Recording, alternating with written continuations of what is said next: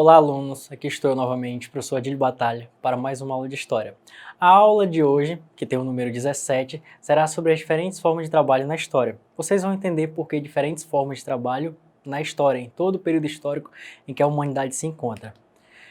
Primeiro, para falar de uma forma de trabalho específica, iremos debater a escravidão. Aí vocês perguntam, professor, o que é escravidão? Quem participou? Onde ocorreu? Como ocorreu? Calma, eu vou explicar tudo isso. Primeiro que a escravidão tem uma pessoa que se chama senhor, que é quem tem seus escravos. E eu vou explicar para vocês o que seria um escravo.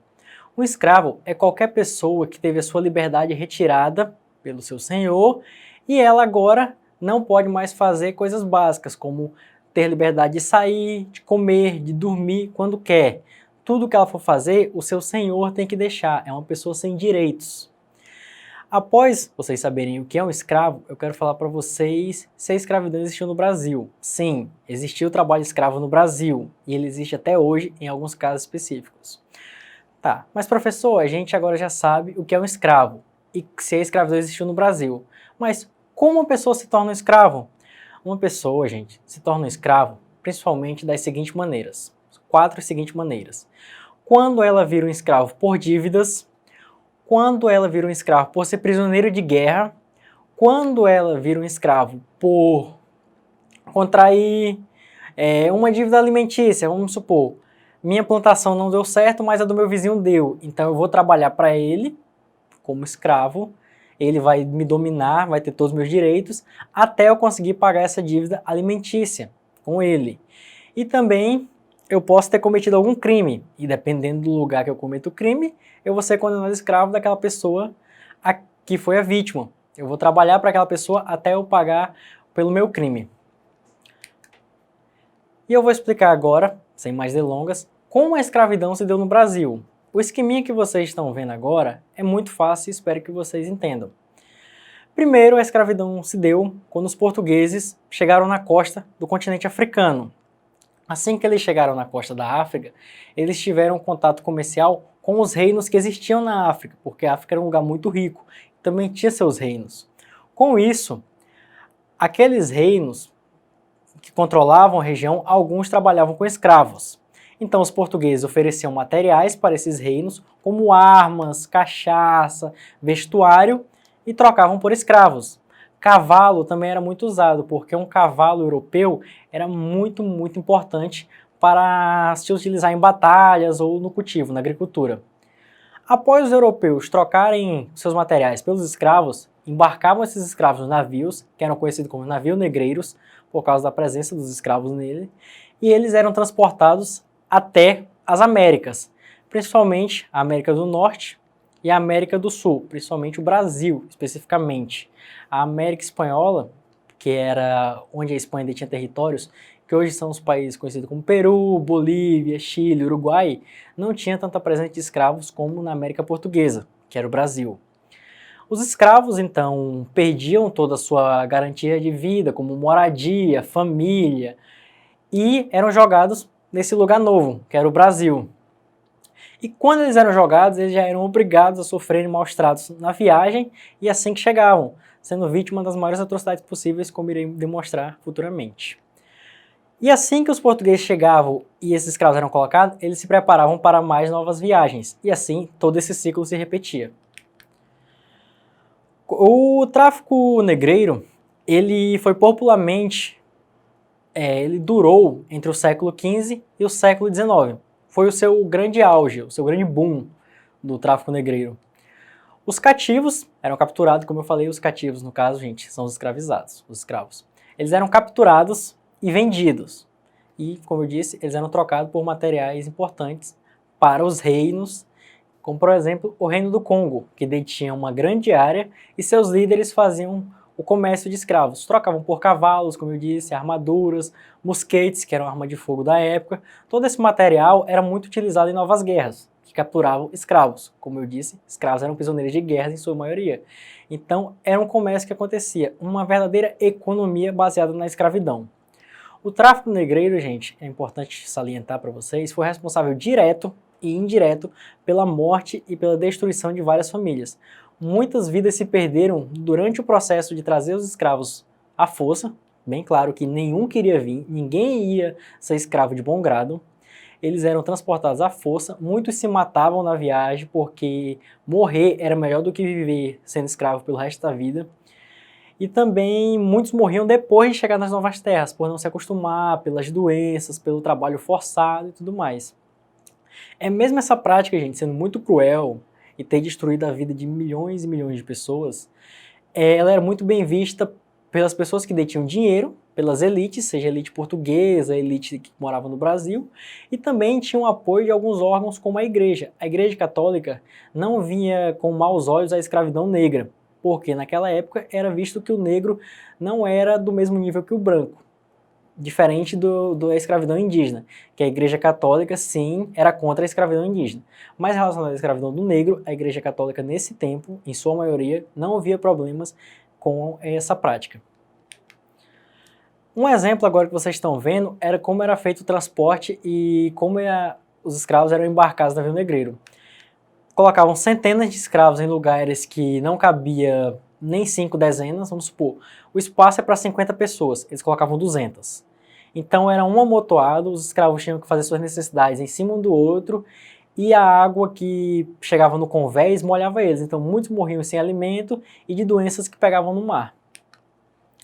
O tráfico negreiro, gente, a economia da escravidão, foi responsável, como eu disse, direto por enriquecer e manter a economia do Brasil. A economia naquela época brasileira se baseava especificamente da cana-de-açúcar. E os escravos eram a mão de obra barata utilizada durante a produção e o cultivo da cana-de-açúcar. Eles iam para os engenhos, que era onde era feita a produção da cana-de-açúcar, e trabalhavam 12, 16 horas por dia, sofrendo humilhações, violências físicas, violências psicológicas durante todo o período de trabalho, dia após dia, sem descanso.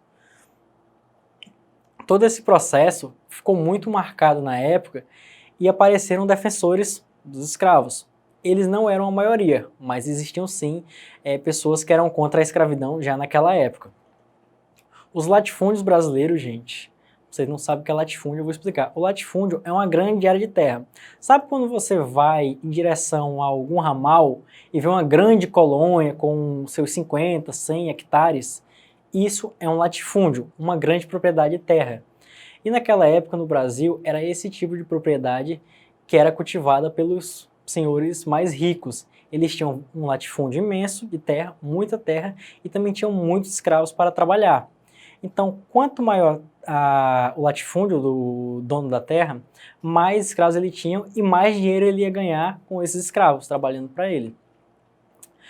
Tem duas cidades, gente, coincidentemente as duas primeiras capitais do Brasil, que é Salvador, Rio de Janeiro e a atual capital é Brasília. Vamos concentrar nas duas primeiras.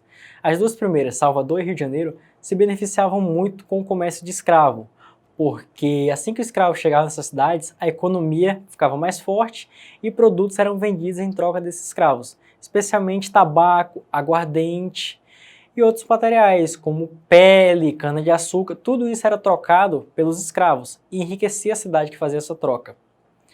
Um escravo, gente, tinha em média 10 a 15 anos de vida após chegar no seu local de trabalho.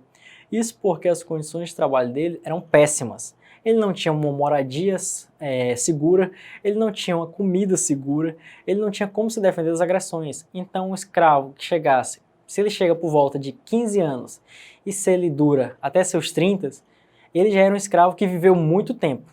Provavelmente ele ia morrer com 5, 10 anos de trabalho, porque as condições eram horríveis. É muito importante que vocês entendam que a escravidão foi um processo vergonhoso. Se alguém hoje em dia defende a escravidão, essa pessoa não está, vamos dizer assim, em sã consciência, porque ela tem um legado brutal, horrível, destruiu milhões e milhões de famílias e esse processo nunca deve ser elogiado. Entendam isso. E por isso o Brasil deve reconhecer esse legado nefasto para a nossa história. Deve reconhecer que a escravidão foi um processo que destruiu vidas e que muitas pessoas até hoje sofrem na pele, literalmente, as marcas desse processo. Outro exemplo agora é de como os escravos foram muito bem utilizados no processo de mineração. A mineração no Brasil se deu de forma tardia em relação a outros países, e a mão de obra mais utilizada foi os escravos, porque eles não podiam reclamar, não tinham direitos e eram baratos em relação a um trabalhador contratado. Então os escravos foram quem mais trabalhou na mineração do Brasil e foi quem menos teve lucro. Alguns escravos conseguiram se libertar através da mineração, ganhando dinheiro, mas foram pouquíssimos. E o outro exemplo agora é de um escravo sendo açoitado em público. Vocês podem prestar atenção no detalhe que é um escravo negro, porque a maioria dos escravos eram negros, e quem está açoitando ele também é outro escravo negro. Isso é porque esse escravo especificamente trabalhava como capataz do seu senhor. Então ele tinha a obrigação de açoitar, de machucar seus pares, os seus iguais, os outros escravos negros. Era uma posição muito ingrata, porque ele também sofria fazendo esse tipo de atitude e era mal visto pelos seus colegas. Chegando agora no nosso exercitando do dia, vamos debater uma questão que foi falada durante a aula. O tráfico negreiro, em sua maioria, foi realizado pelos portugueses, como eu disse, os quais traziam escravos do continente africano para as Américas. Até aí, nada de novo. Em qual período o tráfico negreiro teve seu boom, que foi falado? Foi no século 10 ao 20, no século 20 ao século 21? Talvez. Foi no século 3 ao século 5? Acho que não. Foi no século 15 ao 19? Pode ser. Ou foi do século 10 ao século 11? A única resposta certa teria que ser a letra C. Correto, gente? Do século 15 ao século 19. Foi quando o tráfico negreiro teve seu boom. Dando continuidade a nosso exercitando, como eu disse na aula, o tráfico negreiro foi importante para duas grandes cidades brasileiras. E quais seriam essas cidades que mais se beneficiaram com o comércio de escravos? As cidades foram em ordem. São Paulo e Manaus? Eu acho que não, gente. Rio de Janeiro e Salvador? Pode ser. Manchester e Londres? Quem sabe? La Paz e Rio Branco? Vamos ver de vocês. Com base no que falamos, quais foram as duas cidades brasileiras que mais se beneficiaram com o tráfico negreiro? E o que foi explicado só pode dar brecha para ser a letra B. Rio de Janeiro e Salvador, as duas primeiras capitais do Brasil. Então, gente, a aula de hoje vai chegando ao fim. Eu gostaria de deixar minhas referências, que são a professora Lídia Moritz Schwartz e a nossa historiadora Heloísa Mugel Starling. As duas fizeram o belíssimo livro Brasil, uma biografia. E também o Boris Fausto, que foi muito importante na minha graduação, com História Concisa do Brasil. A aula de hoje vai chegando ao fim. Eu fico muito feliz que vocês possam estar assistindo essa aula nas suas casas e também quero deixar o recado para vocês acessarem a plataforma Eduque para ter mais acesso a aulas como essa.